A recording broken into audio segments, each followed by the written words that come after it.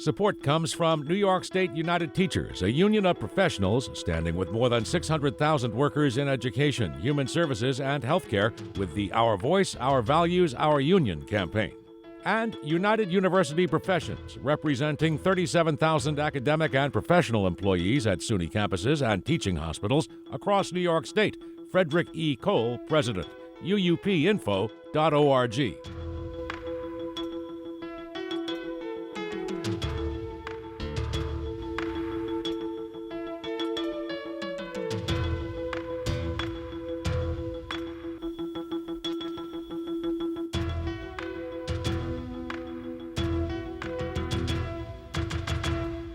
It's the Capital Connection. Hi, I'm Alan Chartock. Joining us this week is a favorite of mine, Gerard Kassar, chairman of the Conservative Party in New York. Welcome to the program, Jerry, if I may call you that. Yes, please.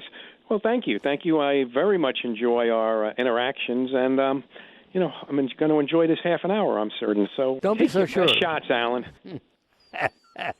Let me ask you a question, Jerry. Do you ever feel like you're in a minority when you're a conservative in New York State? Oh, yes, I do feel like I'm in a minority, particularly living in Brooklyn, and so I would definitely feel that way. But let me just say this to you: just as that old expression goes, there's a silent majority.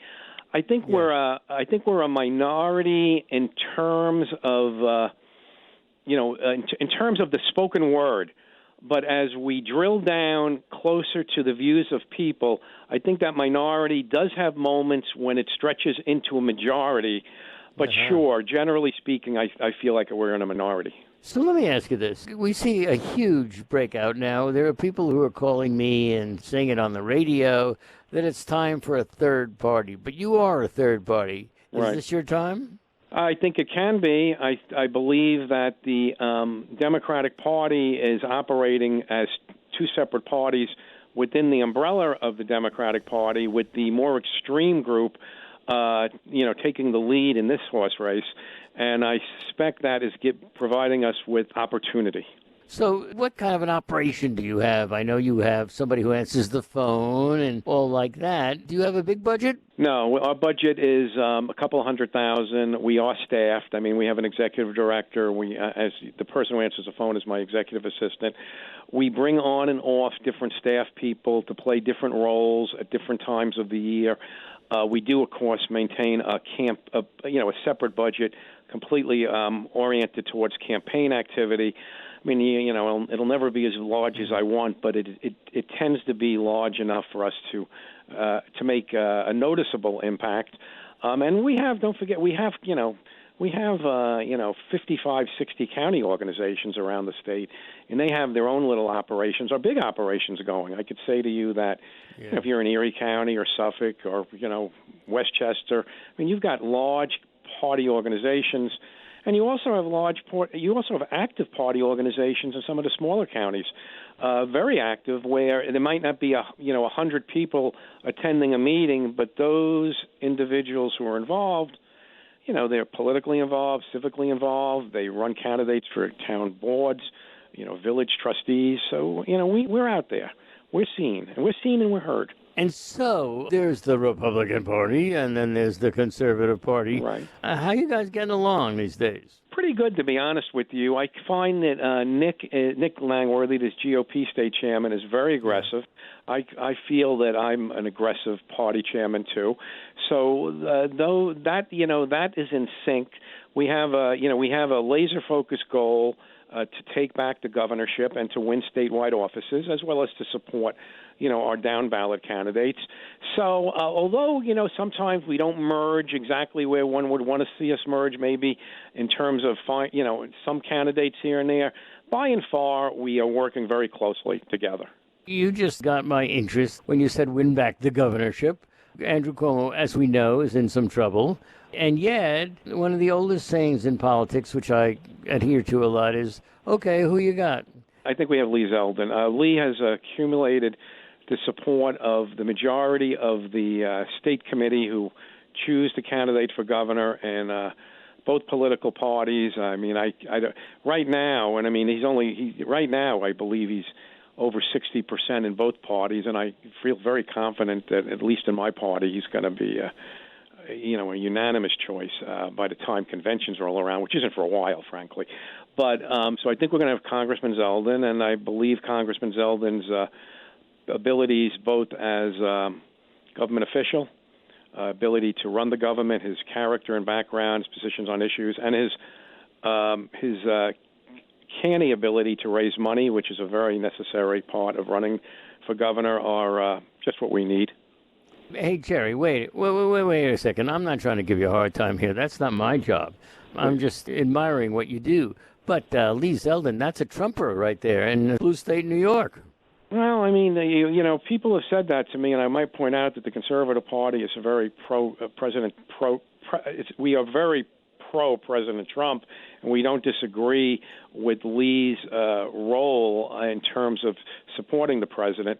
I would say this to you, the race for governor is going to be, in my view, as much as the Democrats want it to be about Trump, I think it's going to be more about how the Democrats are running the state, whether it be the unsustainable increase in spending and taxes, insane public safety laws, the fact that they are going as slow as a tortoise in terms of actually addressing the enormous number of issues that are revolving around the governor.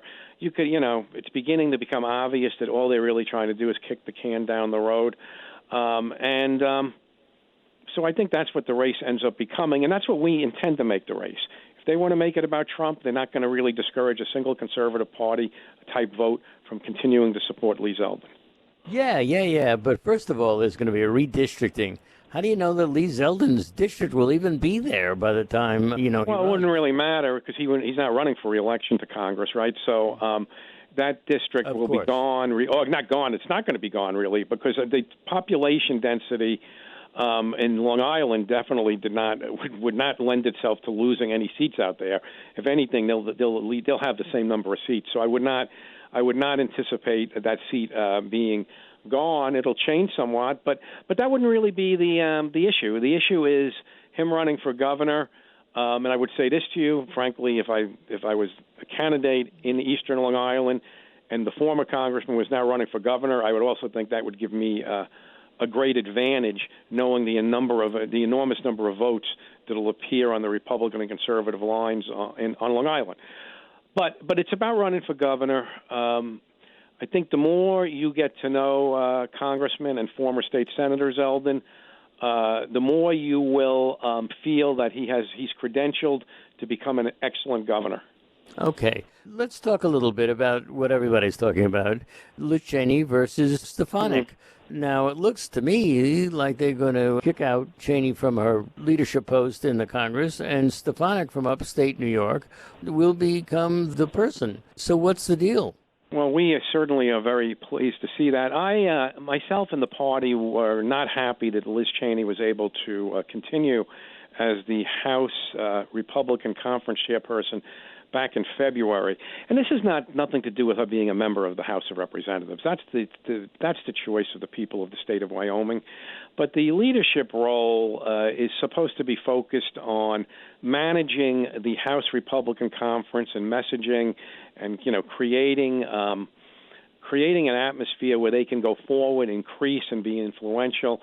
Liz Cheney seems to have a vendetta against President Trump and the Trump family, and she seems to be laser focused only on that. So I could understand how that membership would feel uncomfortable with her. Now, as far as Elise is concerned, I mean, the Conservative Party supported Elise since the first time she ran, and we supported her when she had the first time a Republican primary, and we like to feel that we played a role in her first getting elected to Congress.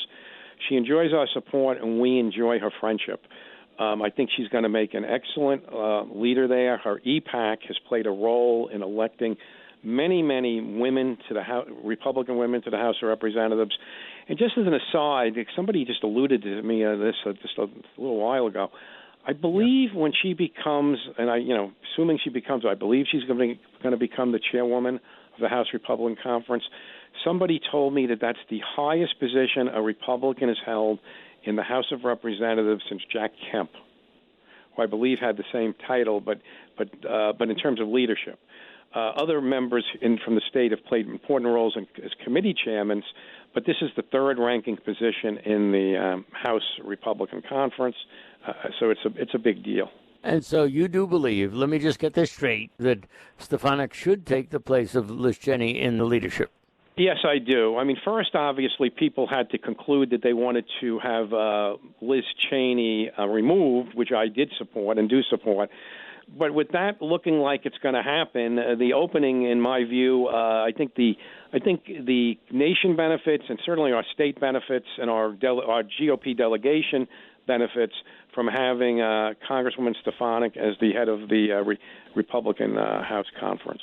What do you think accounts, Jerry, for the fierce loyalty of Republicans and conservatives for Donald Trump?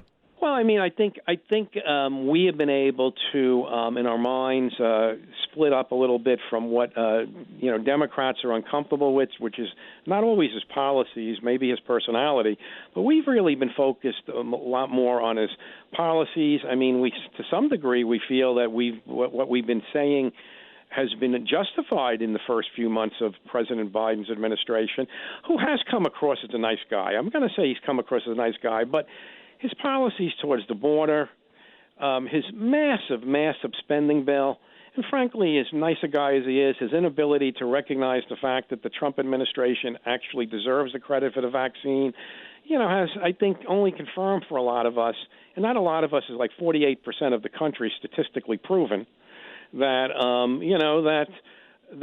we were in the right place in supporting the president. It doesn't mean, Alan, I'm not saying it doesn't mean that I've been involved in government and politics my whole life, and I can honestly say I do not agree with lots and lots of President Trump's style. But I also believe that that's not what we're electing. We're electing someone to do things. Biden is doing things too, but he's not really doing the things I wanted to see happen. Jerry Kassar, let me ask you this. We're friends. I admire you. I admire the fact that you're in politics and you work hard. However, when you start talking about Trump getting less credit than he deserves for developing the vaccine, let's leave that aside for a minute. I mean, I was watching television the day that I watched him come on and say there wasn't going to be any virus in this country. It wasn't coming here. It was all overblown. And most people think he was... well, what's a good word? It's not a good word, but that he was really off the mark and that he's cost a lot of lives because he didn't take the virus all that seriously. Well, I don't know if he cost lives. I'm not going to try to, measure the lives some would claim he cost versus the lives that we know Cuomo cost. But what I would say this, though, I would say that his rhetoric seemed to be a little off the cuff. It was very stylistic for him.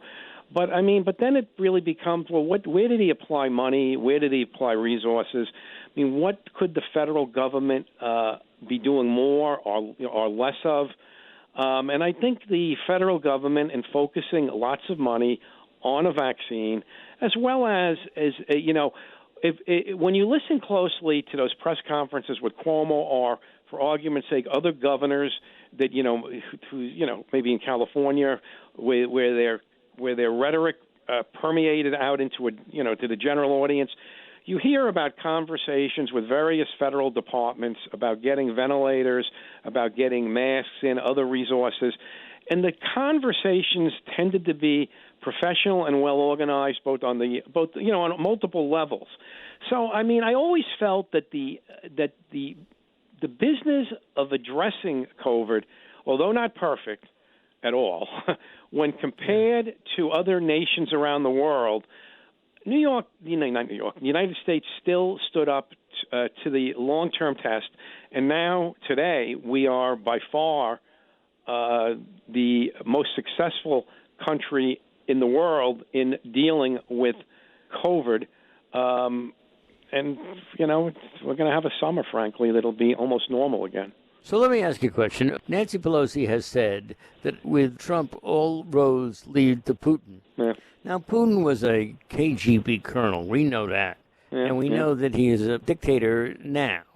and that his enemies tend to get poisoned and the rest of this. Yeah, Do you think do you think she was right when she said with Trump all roads led to Putin?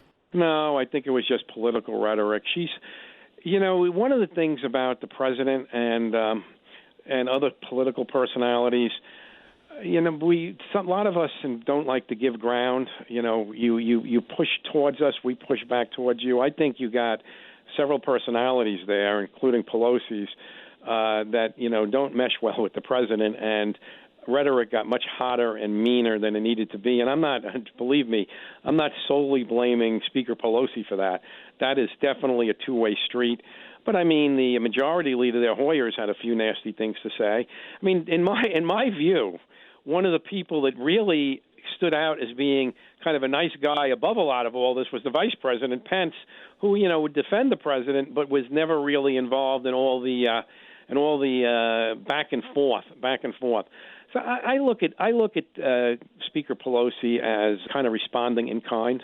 Now, let me just say, you brought up Pence. There could not have been more of a supporter for Trump than Pence. Correct. And then when Pence didn't do what the president wanted, which was to help him, I'm sorry to say this to you because I know you won't agree, to rob the election, Pence was a non-entity. He was gone. He was done. This president makes a lot of enemies out of people who used to be friends. Well, a lot of people in the conservative movement will disagree with me, but I thought that the vice president was performing his constitutional duties, and I have some issues with the way November came out. I mean, the president now accepts the results. I accept the results. I do believe that there were legitimate questions in certain states. I don't know if that was enough to overturn an election, but I think there were legitimate questions that didn't get They didn't get fully aired. I'm not going to tell you they didn't get partially aired, but get fully aired. But as far as that actual count is concerned on January 6th, I'll throw it to the wind, and conservatives could write me 100 letters in the next 20 minutes, but I believe the vice president was performing his constitutional duty. Well, we're talking to Gerard Kassar, chairman of the Conservative Party in New York. So, Jerry, let's go to Facebook. Should they have thrown off Trump? No, they should not. They should not have that level. Facebook and Twitter have become part of the national communication stream. If they want to, and I think it's generally accepted, they are allowed to create standards, and those standards they have a right to enforce. But throwing someone off for months at a time, and frankly, Facebook was not the president's major communications social media piece. It was Twitter. I think that was inappropriate, and I think today, is it today that they've already done it. The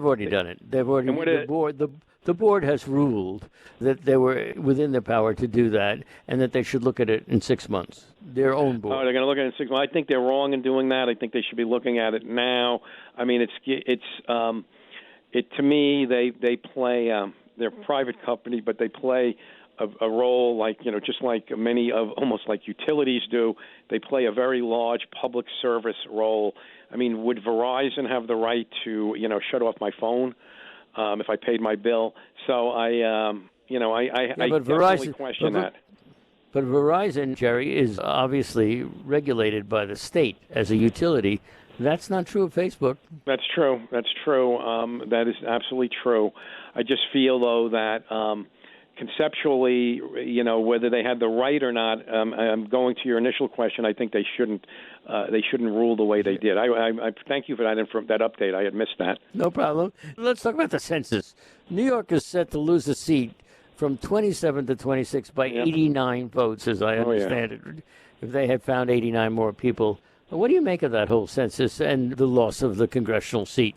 Well, I don't know. This 89 vote thing is certainly in my gut. All I can say is that that's extraordinarily disappointing. The fact, though, is that the state has been losing seats, I think, since the 1950 reapportionment. I think we went down from 45 to 26 now. It's policy after policy that has made New York. New York State tends to be a draw for an immigrant community that knows that our safety net here is very helpful to get your feet within the nation. And then there's the birth versus death rates, which tend to keep us, from really falling off the cliff population-wise. But as far as individuals wanting to stay in the state after they've been here a while or move into the state from other states, we have just not, and that's where the government plays a role. That's where the governmental aspect of this is. Our policies just do not lend itself for people wanting to move here or stay here. Well, I was just going to say the population is actually up, but it's certainly correct. not up the way that other states are. Well, it's up 800,000, and I'm saying to you that is that could have probably been 2 million if it wasn't for our policies. I'm saying to you that we are definitely an attraction for immigration, both legal and undocumented, and we are and clearly birth versus death rates benefit in terms of increasing population. But there is a large out-migration, and the state is lucky in one sense. That was a 2021 count that was taking place during COVID, so that many individuals were counted that I think since have left the state. So I only fear what count really would be now. I doubt it would be 89 people. It would probably be a lot worse. I mean, you just look around New York City, and a lot of people. I shouldn't say a lot. Many people are not coming back. I don't want to say a lot of people. Many people are just not coming back. Gerard Kassar, former Assembly Speaker Silver, has been released early from prison, convicted of corruption. Isn't there a lot of legal corruption throughout the legislature? Is he any different? Well, no, there isn't. You're correct. But I want to say this on that. The CARE Act was developed as a release mechanism for individuals prior to the heavy use of the vaccine. If Speaker Silver has been vaccinated, which I assume he has been, I cannot understand why he gets to be covered by the CARE Act. If he's vaccinated, he is extraordinarily unlikely to catch COVID, and I would take the view that the CARE Act's aspect on letting people out of prisons early into their homes should be reversed. What about ethics reform in the legislature? We see that Andrea Stewart Cousins mentioned it, but, it seems to me you got to be very careful about that, because if they need ethics reform to catch up with the governor, which clearly this is aimed at, then how about themselves? Well, that's true. That's true. One of the biggest ethics reforms was the fact that the lobbyists couldn't get into the building the last year, but that wasn't something that came about through a normal process. The New York State Legislature is its own version of a swamp, and there is very little successful pushback against the failure to accept the fact that there could be two views that are worth discussing. It, to me, is one of the worst aspects of New York State government. I do not believe the country as a whole operates like New York State, and I think that failure may not be corruption, but it is just leads to a government that could be much more successful, and it's not. Hey, Jerry, you got a $212 billion state budget. What do you make of it? I make that it's way, way, way bloated. It's unsustainable, and it was unnecessary. I mean, that $15,600. I know. I've read the language on that. It fails to take into account the many benefits that have for decades here been made available to individuals who are undocumented, whether it be health or education or nutrition. It's basically making the case that if you lost your job, you should be treated like everyone else, even if you're here as an undocumented. Well, there's no such thing as a free lunch.